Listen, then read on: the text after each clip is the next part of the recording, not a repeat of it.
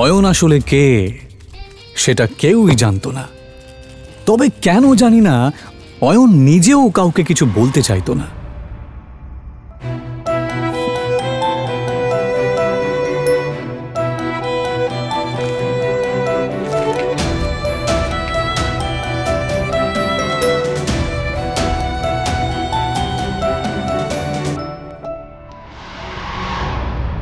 ওকে শুধুমাত্র শ্বশুর বাড়ির লোকেরাই নয়, এমনকি শাশুড়িও পর্যন্ত অপমান করত। উনি রুষা আর অয়নের ডিভোর্সও করিয়ে দিতে চেয়েছিলেন।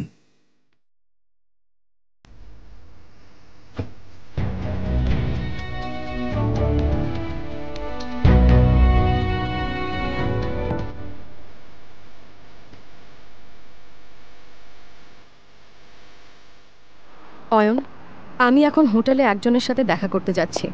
তুমি কিন্তু কাউকে বলবে না যে তুমি আমার স্বামী, বুঝেছো? কিন্তু রুষা, অয়ন, তুমি ভালো করেই জানো যে ভেতরে যারা আছেন তারা কত বড় লোক। ওরা যদি জানতে পারেন যে আমার স্বামী একজন গরিব কাঙ্গাল, তাহলে আমি কাউকে মুখ দেখাতে পারবো না।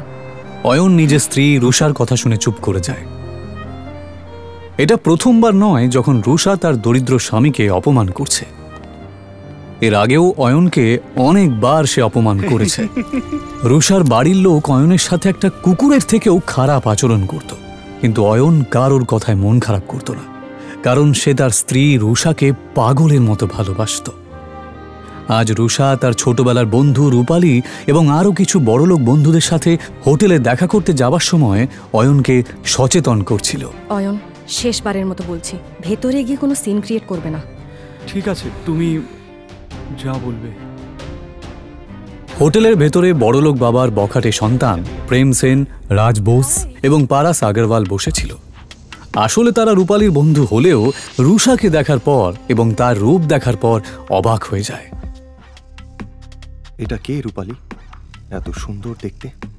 ও আমার বেস্ট ফ্রেন্ড রুষা। অয়নের জামা কাপড় দেখে নাক মুখ মেকিয়ে পারাস জিজ্ঞেস করে, আরে সুন্দরীর সাথে বাঁদরটা কে রে? আর ঠিক তখনই অয়ন বলে ওঠে, নমস্কার, আমার নাম অয়ন। আরে হ্যাঁ, মনে পড়েছে, রুষা সিংহ। তার মানে আপনি অয়ন, যার সাথে রুষার বাবা সিদ্ধার্থ সিংহ ওনার মেয়ের বিয়ে দিয়েছেন। কি ঠিক বললাম তো রুষা? প্রেম আর পারাস যেই বুঝতে পারে যে এই গরিব লোকটা আসলে এই সুন্দরী মেয়েটার স্বামী, তখন রুষাও তাদের সাথে আর ফ্লার্ট করতে পারে না। কিন্তু তারপর তারা তিনজনে মিলে অয়নের দারিদ্রতা নিয়ে ঠাট্টা করতে থাকে।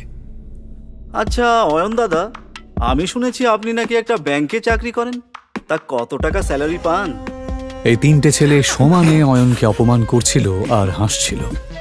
ওই 12,000 মতো পাই। কত বললেন? 12,000। কখনো কখনো বোনাস পেলে 15,000 মতো হয়ে যায়। ভালোই স্যালারি পান আপনি। আমার জুয়েলারি অ্যাকাউন্টেন্টের স্যালারির অর্ধেক, তবুও আজকালকার দিনে এটাই অনেক। আচ্ছা পারাস, যদি তোর স্টোরে কোনো স্টাফের দরকার পড়ে তাহলে অবশ্যই অয়ন দাদাকে বলিস। ওনাকে দেখে কর্মঠ মনে হচ্ছে, আর আশা করি ওনার কাজ তোর ভালোই লাগে। হ্যাঁ হ্যাঁ, নিশ্চয়ই প্রেম, নিশ্চয়ই। 20-25 হাজার টাকার চাকরি তো আমি ওনাকে দিতেই পারি। আচ্ছা অয়ন দাদা, আপনি চাইলে কাল থেকেই জয়েন করতে পারেন। তারা কাকে জব অফার করছিল? অয়নকে। ও চাইলে তাদের তিনজনকেই কিনে ফেলতে পারত। অয়ন যে আসলে অয়ন রয় চৌধুরী এটা কেউই জানত না, এমনকি রুষা এবং তার বাড়ির লোকেরাও এটা জানত না যে এই গরিব অয়ন আসলে কে। নিচে দেওয়া লিঙ্কে ক্লিক করে ইনস্টল করুন পকেট এফএম আর ফ্রিতে শুনুন গোটা বিশ্বে শোরগোল ফেলে দেওয়া এই অসাধারণ গল্প সিক্রেট শাহেনশাহ।